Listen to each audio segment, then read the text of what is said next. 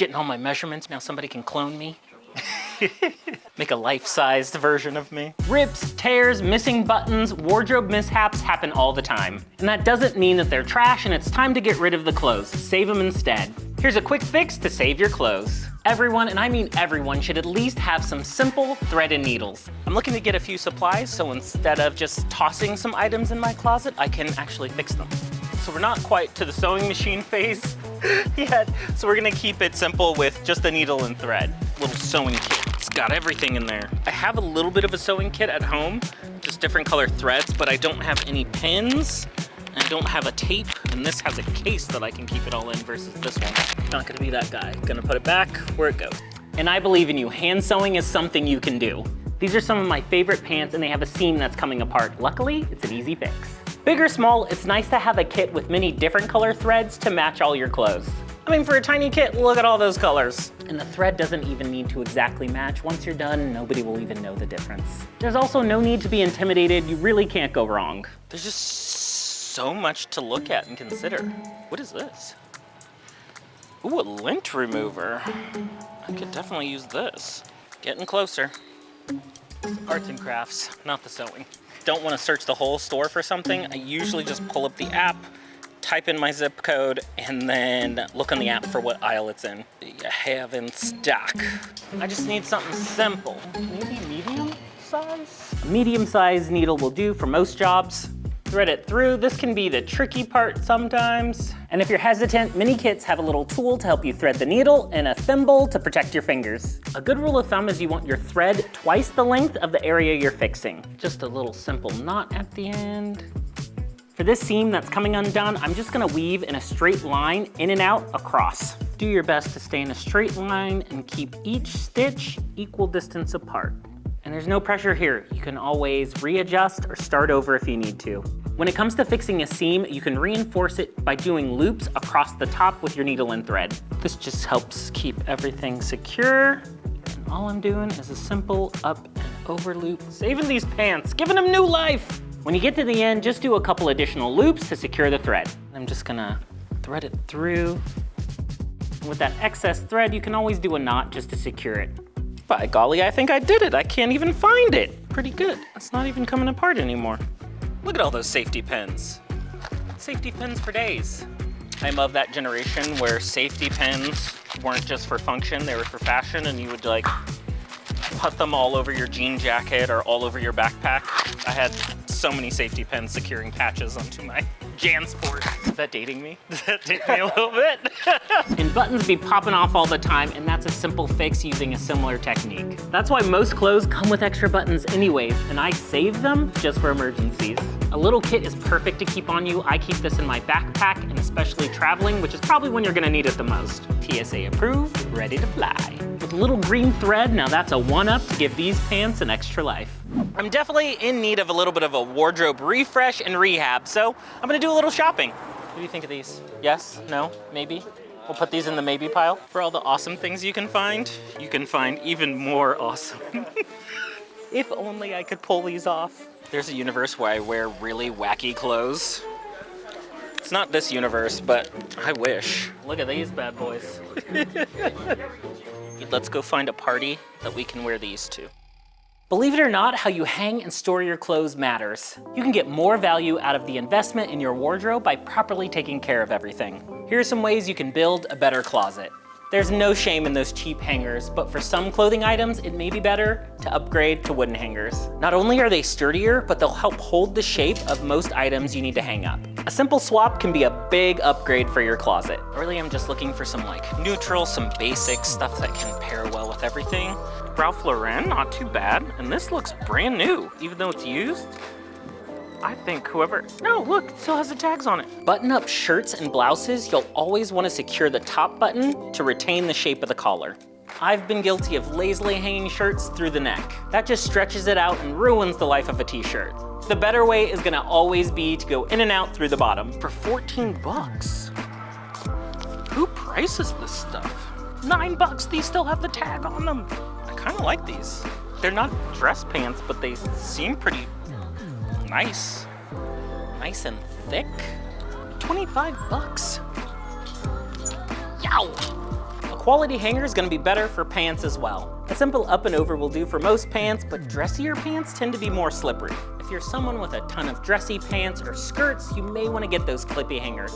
I don't, so I just use a binder clip. A simple clip at the top will do, or at the bottom, and it'll help prevent creases. If you have large coats and jackets, you're gonna want a wide shoulder hanger.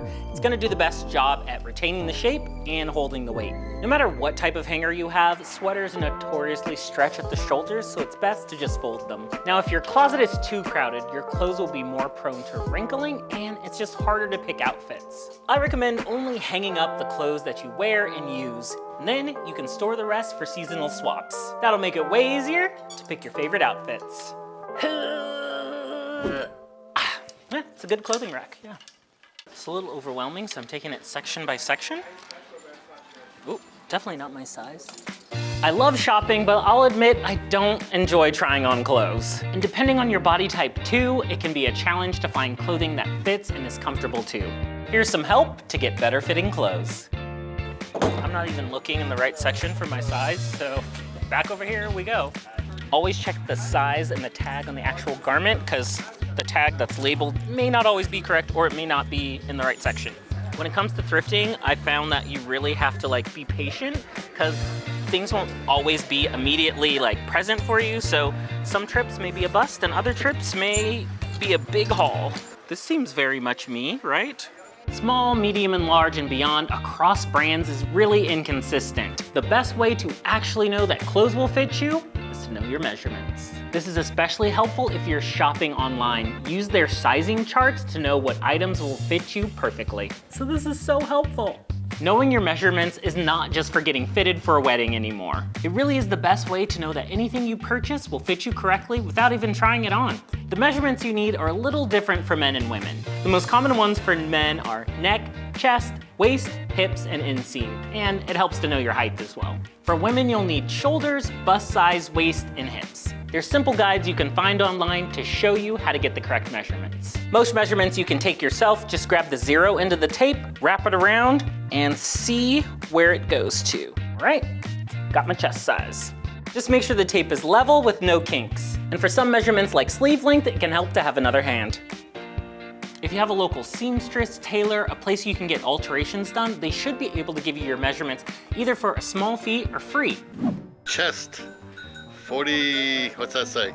48. Good, you're good. I never realized you two were you know each other. I don't remember. I just blow in the wind, you know that. You're making this an adventure, I love it. Yeah, this is the overarm. Overarm. Sheila, through this doorway, turn right, you see jackets hanging. Okay, let's do a waist. Okay. You got a skinny man's neck.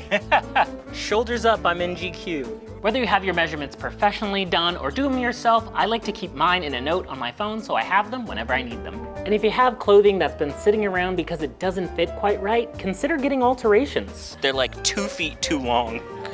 You can still get these hemmed though.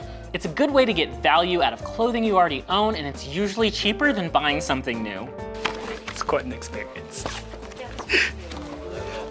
But it's very revealing when you get your measurements done. It's a very personal process. We didn't do the booty, I'm sorry. This is, gonna need more measuring tape. That's right. All right, I think I got all of it. I don't know how much you got on camera of that, but that was an experience, all right? Tailors can be eccentric. I don't remember. I just blow in the wind. It was actually worth it. He was very nice, very kind. Got us all my measurements for, for free, so that was nice. So sweet of him.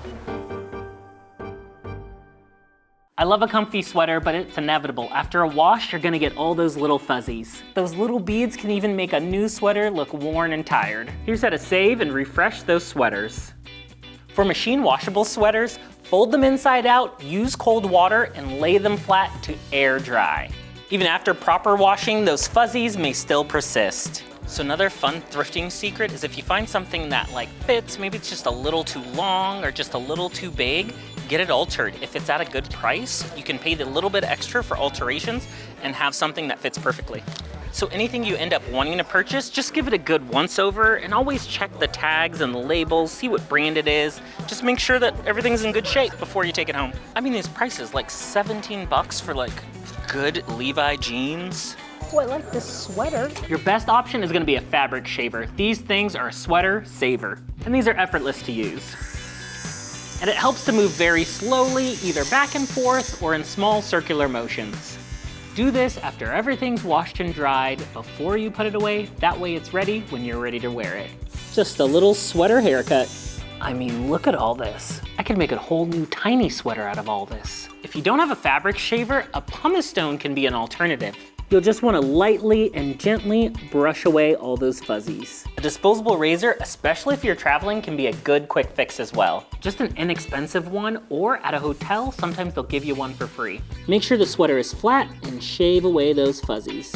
I'll add this to my tiny sweater collection. If you are using the razor technique, it helps to use a lint roller or tape as well. Shave it off, remove. Just a little off the top and your sweaters will be fresh and brand new. So right now, this thrift store is in a college area, so it kind of appeals to more of that crowd. Thrift stores in other areas could have different stuff that appeal to more of that neighborhood, that area, the vibe of that space. So maybe shop around, try different areas, you'll find different pieces that might appeal to you. They told me they're bagless, so you know, this place is all about sustainability, recycling, reusing clothes, so we're all good here.